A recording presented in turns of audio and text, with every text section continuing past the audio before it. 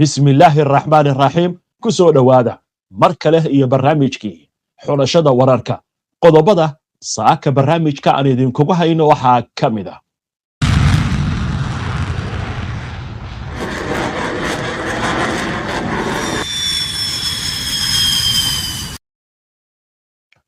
waxa soo baxay war culus oo ku aadan in Israa'iil diyaarinayso duulaan kaligeed ay ku qaado Iran haddii Trump uu ka gaabsado dagaalka Mareykanku inuu sii wado taliyaha ciidamada Iran ee qaybta caasimadda oo dhankiisa si cad u sheegay in Mareykanka iyo Israa'iil ay ku guuldareysteen dagaalkii ay ku qaadeen dalkiisa waaxda gaashaandhigga Mareykanka ee Pentagonka oo shirkadaha hubka ka dalbatay inay kordhiyaan wax soo saarkooda tani waxay ku soo aadaysaa iyadoo la sheegay in uu sii dhamaanayo qaybaha kala duwan ee hubka ee Mareykanku u adeegsanayay dagaalka Iran wasiirka arrimaha dibadda Turkiga oo daboolka ka qaaday in dalal kale ay ku biiri doonaan isbahaysiga dhawaan ay dhisteen dalkiisa Sacuudiga iyo Pakistan Israa'iil oo ka baaran degaysa in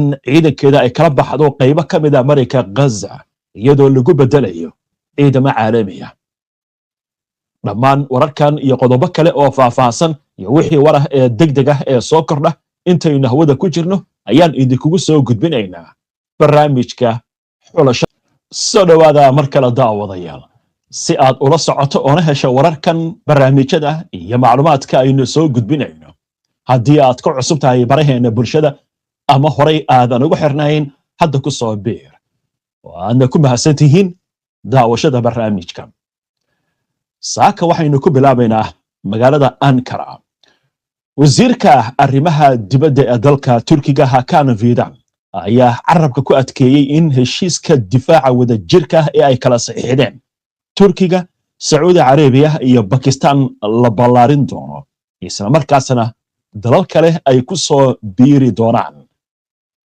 Fidan ayaa sheegay in Masar ay ka mid noqon karto wadamada ku biiraya heshiiska Maka ee difaaca wada jirka ah marka la xalliyo qaar ka mid ah arrimo farsamo oo weli taagan wuxuu sheegay in aragtida madaxweynaha Turkiga Recep Tayyip Erdogan aysan ku koobnayn saddexdan wadan ee hadda heshiiska qaybta ka ah balse ay tahay in la ballaariyo oo lagu soo daro wadamo kale haddii loo baahdo Hakan Fidan ayaa sidoo kale waxa uu farta ku fiiqay in heshiisku aanu qeexayn cadow ama qatar gaar ah isla markaasna uusan beegsanayn Iran ama wadan kale haddii aysan weerar ku qaadin wadamada xubnaha ka ah isbahaysigan wuxuu sheegay in heshiiska uu tilmaamay in uu yahay mid muujinaya in xasilooni lagu soo dabaali karo gobolka bariga dhexe Fidan ayaa sidoo kale waxa uu tilmaamay in heshiisku farsamo ahaan uu la mid yahay mabda'a difaaca wada jirka ee qodobka shanaad ee NATO kaas oo dhigaya in weerar lagu qaado hal xubin loo arko weerar lagu qaaday dhammaan xubnaha gaashaanbuurtaasi heshiiska ayaa sidoo kale waxa uu yeelan doonaa xoghayn guud iyo guddi heer wasiir ah oo la mid ah qaab dhismeedka NATO dhaxal sugaha boqortooyada Sacuudiga Mohammed bin Salman madaxweynaha Turkiga Recep Tayyip Erdogan iyo ra'iisul wasaaraha Pakistan Shahbaz Sharif ayaa jimcihii qalinka ku duugay heshiiska iskaashiga difaaca ee Maka waxagaag wararkaasna intaas aynu kaga gudubno markana bal aynu xaggaas iyo Tel Aviv u leexano iyadoo ay soo baxayaan warar waaweyn oo la xiriira in Israa'iil ay damacsan tahay qaybo ka mid ah Mareyka Gaza ciidankeeda inay kala baxdo hay'adaha ammaanka Israa'iil ayaa ka fiirsanaya qorshe ciidamada Israa'iil qayb ahaan ay uga baxayaan deegaano ka tirsan jiida Gaza iyadoo lagu bedeli doono ciidamo caalami ah oo ka kooban dalal kala duwan sida ay warbaahinta Israa'iil tabinayso saraakiisha ammaanka Israa'iil ayaa maalmihii la soo dhaafay waxay ka wada hadlayeen suurtagalnimada qorshahan kaas oo qayb ka ah dadaalada lagu doonayo in lagu dhaqangeliyo qorshaha waxa loogu yeero xabad joojinta sida uu tabiyay telefishinka Kanal 12 ee Israa'iil laga leeyahay. wararka ayaa waxay kaloo intaa ku darayaan in tallaabooyin hore dhaca la bilaabay oo lagu dhisayo waxa loogu yeero ciidanka caalamiga ah ee xasilinta, kaas oo lagu sheegay qorshaha rasaas joojinta ee Gaza. Israa'iil ayaa sidoo kale waxaa lagu soo warramayaa in ay aqbashay in ciidamada caalamiga ah ay galaan qaybo ka mid ah marinka Gaza, inkastoo weli aan la shaacin wadamada ciidamadooda ka qayb qaadan doonaan howlgalkaasi. laakiin Israa'iil waxay ku adkaysanaysaa sida hadalka u dhigtay ciidamo saaxiib lah in hawshan ay tahay inay la wareegaan. warbixintu ma aysan caddayn deegaanada ciidamada Israa'iil ay ka bixi doonaan iyo goobaha kale ee la geyn doono ciidamada caalamiga ah ee xasilinta. sidoo kale ma jirto ilaa iyo hadda jadwal cad oo lagu fulinayo qorshahan ama tirada ciidamada caalamiga ee la filayo in la geeyo marinka Gaza. qorshahan ayaa imaanaya iyadoo ay socdaan dadaallo lagu hirgelinayo xabad joojin iyo handaan amni oo lagu xasilinayo marinka Gaza. waa hagaag wararkan wixii ku soo kordha intaynu barnaamijka ku jirno ama barnaamijyadeena dambe ayaan idinkugu soo gudbin doonaa haddii alla idmo. waa tahay markaan bal waxaynu eegaynaa warar degdeg ah oo hadda soo dhacaya. waddanka Sacuudiga gobolka Jizan ayaa waxaa la sheegayaa in goordhaweyto weerar loo adeegsaday diyaarad daroor lagu qaaday goob shidaalka laga soo saaro oo ay leedahay shirkadda Aramco. xoutiyiinta Yemen ayaa la aaminsan yahay weerarkan inay fuliyeen. arrimahan wixii ku soo kordha intaynu barnaamijka ku jirno ama barnaamijyadeena dambe ayaan idinkugu soo gudbin doonaa haddii alla idmo. waxaan u gudbaynaa goordhow wararkii ugu dambeeyey ee xiisadda colaadeed ee Mareykanka iyo Iiraan ka dhex aloosan. war weyn ayaa saakay soo baxay kaasi oo la xiriira Israa'iil inay damacsan tahay kaligeed inay fuliso weerarada ka dhana Iiraan haddii Trump uu ka cagajiido Mareykanku dagaalka in uu sii wado. dhanka Iiraan war ka soo baxay iyo sidoo kale warar degdeg ah oo hadda soo dhacay intaynu barnaamijka ku jirnay oo arrimahan la xiriira ayaan idin soo gudbinaynaa. ha yeeshee aynu ku hakanno qadar xayeysiina. qari online waxa uu diyaar idinla yahay barashada maadooyinka qur-aanka kariimka, higaada iyo asaasiyaadka diinta islaamka, iyadoo ardaygu uu helayo hal wiig oo tijaabo ah inta uusan arday si rasmi ah uga noqon xarunta, taasoo ah waxyaabaha ay gaarka la yihiin. macallimiintu waa khuburo, macallinka ugu yarna waxa uu leeyahay 5 sano oo khibrada. waalidka ubadku u dhigtaan isagana free wuu ku baran karaa haddii uu u baahan yahay, iyaduna waa fursad kale oo waalidku uu ka helayo qari online. haddaba si aad uga faa'iidaysato casharada qari online, la xiriir ciwaanada iyo telefoonnada shaashadda kaaga muuqda.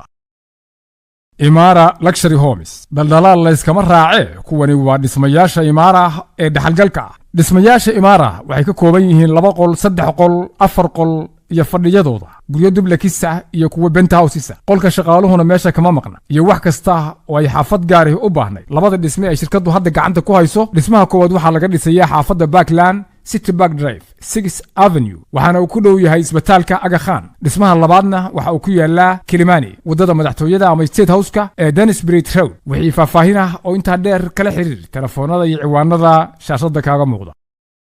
soo dhawaada mar kale daawadayaal, si aad ula socoto oo hesho wararka, barnaamijyada iyo macluumaadka aynu soo gudbino. haddii aad ka cusub tahay baraheena bulshada ama horay aadan ugu xirnayn, hadda ku soo biir. waadna ku mahadsantihiin daawashada barnaamijkan. waa tahay haatan waxaynu jaleecaynaa wararkii ugu dambeeyey ee xaaladda bariga dhexe, gaar ahaan colaadda Iiraan iyo Mareykanka. intaan idin soo gudbin war weyn oo saakay soo baxay oo la xiriira Israa'iil inay damacsan tahay kaligeed weeraro inay Iiraan ku qaado. dhanka Iiraan aynu ku hormarno halkaasi oo warar kala duwan ay ka soo baxayaan. taliyaha ciidamada ilaalada kacaanka islaamiga ah ee Iiraan qaybta qaabilsan magaalada caasimadda ah ee Tehran, sareeye guuta Xasan Zadeh ayaa farta ku fiiqay in Mareykanka iyo Israa'iil ay ku guuldaraysteen inay gaaraan ujeedooyinkoodii ka dhanka ahaa Iiraan. Xasan Zadeh oo booqday cutub ciidan oo saldhigiisu u yahay magaalada caasimadda ayaa waxa uu ku nuuxnuuxsaday in madaxda Mareykanka iyo Israa'iil aysan jawaab u hayn shicibka iyo aqoon-yahanadooda oo ku saabsan waxa uu ugu yeeray guuldarrooyin soo noqnoqday. waxa uu tix raacay dagaaladii ugu dambeeyey ee Iiraan ay la gashay Mareykanka iyo Israa'iil isagoo si cad u tilmaamay inay ku fashilmeen inay weeqaan ciidamada Iiraan meesha ay ka saaraan nidaamka dalka Tehraanna ay ku qasba inay ka tanaasusho barnaamijkeeda nuclearka. Xasan Zadeh waxa uu tilmaamay in ciidamada Iiraan ay weeraradaasi kaga jawaabeen weerar xiriir ah oo lagu qaaday bartilmaameedyo Mareykanka iyo Israa'iil oo gobolka ku yaal. Waxay taasi oo ku daray in ciidamada Iiraan ay sii wadaan jawaabaha ay ka bixinayaan sida uu yiri jabinta heshiiska xabad joojinta. Taliyaha ayaa sidoo kale waxa uu guulaha Iiraan ku sababeeyay taageerada shacabka iyo ciidamada mutadawiciinta ee Basij. Dhanka Mareykanka, waaxda gaashaandhigga Mareykanka ayaa shirkadaha hubka farsameeya waxay ka dalbatay inay si degdeg ah u kordhiyaan wax soo saarka iyo keenista hubka muhiimka ah iyadoo dagaalka Iiraanna uu hoos u dhigay kaydka hubka Mareykanka sida ay daabacday jariirada Washington Post. Ku-xigeenka xogayaha difaaca ee dalka Mareykanka Steve Feinberg ayaa madaxda shirkadaha siiyey ugu badnaan 21 maalmood inay ku soo gudbiyaan qorshayaal lagu dedejinayo keenista hubka iyo kordhinta awoodda wax soo saarka.